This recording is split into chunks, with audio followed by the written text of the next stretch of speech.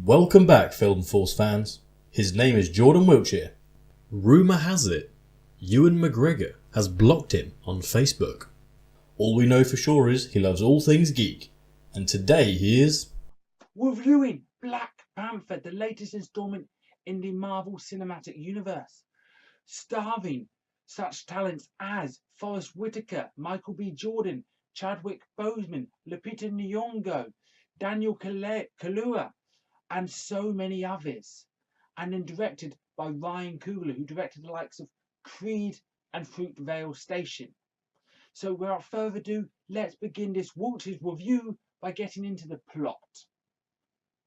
Now, it follows immediately after Captain America Civil War, with Black Panther, or T'Challa, having to take on the mantleship of the king after his father died.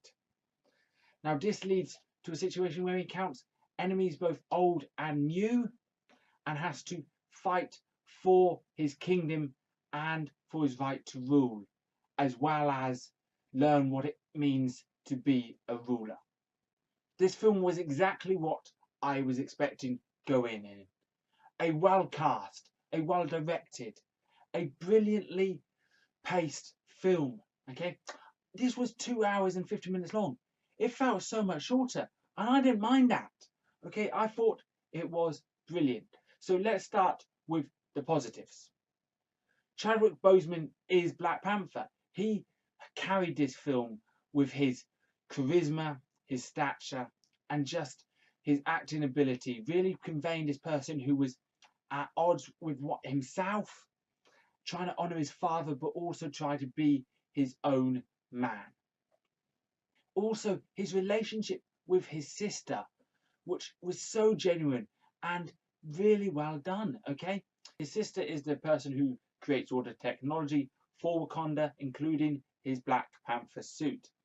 But it wasn't a rivalry sibling relationship. It was this genuine banter sibling relationship. Okay, they had a laugh, but they genuinely cared about each other. And the actress who played Rui was a breakout star. You can't criticise any of the acting in this film, from Michael B. Jordan's Killmonger, who was a great Marvel villain for once, because we sympathised with his origins, which I'm not going to reveal here.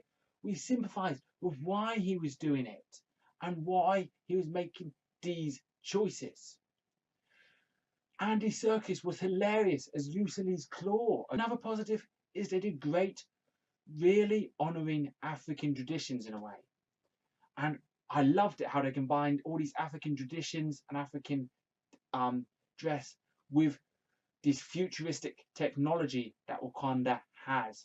And they really did well to create the world of Wakanda with all the different tribes, the huge city that's hidden. Other people who stood out in this film are Lupita Nyongo playing Nakia, his sort of love interest slash friend. Daniel Kaluuya from Get Out playing Nakabi, one of his best friends and also another tribal leader in Wakanda. And Martin Freeman playing Everett, the character from Captain America Civil War. And I think they did really well to give his character a storyline that didn't take away from what this film was about, which was Black Panther. The fight scenes and the choreography in this film was also brilliantly done. Okay, the way they also, as I said, included African culture, African battle formations, African weapons, but with this futuristic technology using vibranium was genius.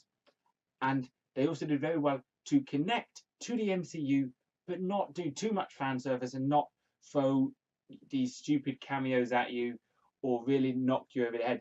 This film was all about Black Panther. And a great message in this film, or great sort of themes of honouring the traditions of your ancestors, but also learning sometimes you got to change traditions or got to move forward, but there's still some traditions you can still honour through both. And that was such a prominent theme through so many of the characters' storyline, including T'Challa's, Killmonger's, Rui's, and Nakia's.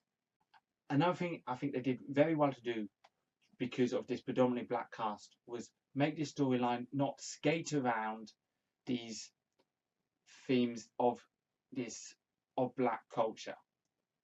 Okay, especially the atrocities that they may have had committed against them in the past. Okay, they did very well to mention those, and that was part of Killmonger's storyline. And then negatives, I just wanted more, really. Okay, could a few of the bodyguard characters been a bit more developed? Yes. Would I've loved to see more of Wakanda? Yes, I would have. I think that was a definite sort of negative. They showed the city, but I would have loved to see more of it. I would have loved to see more of the tribes. We saw 2 tribes predominantly. I would have just loved to see more, but hope we'll probably get that in the sequel. So in conclusion, this film had so many more positives than it does negatives. This film was really well concluded. The ending was brilliant. The conclusion to Killmonger's and T'Challa's storyline in this film was brilliant. And I thought the whole villain arc, the whole hero arc was done really well. And what made this villain so good is we spent a lot more time with him. And that was probably because we'd already been introduced to Black Panther in Civil War. So whereas other origin stories like Iron Man, Doctor Strange, Thor has to introduce the hero and the villain, this film didn't have to worry about that as much. It had to introduce Wakanda to us, but it didn't have to introduce Black Panther, as we already had fallen in love with him in Civil War. So that is why I think they did so well with the villain, and especially with other secondary villains as well. You understood everyone's true motive and why they were doing it, and occasionally sympathise with them, not with what they were doing, but with why they were doing it. So, are you looking forward to see this film? Let me know what you think of the film when you see it. And what do you think is the best Marvel Cinematic movie to date?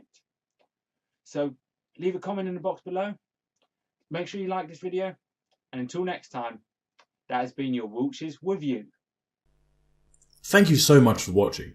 If you enjoyed it, do hit that like button or head down to the comments below. And don't forget to subscribe for the latest videos. May the Force be with you.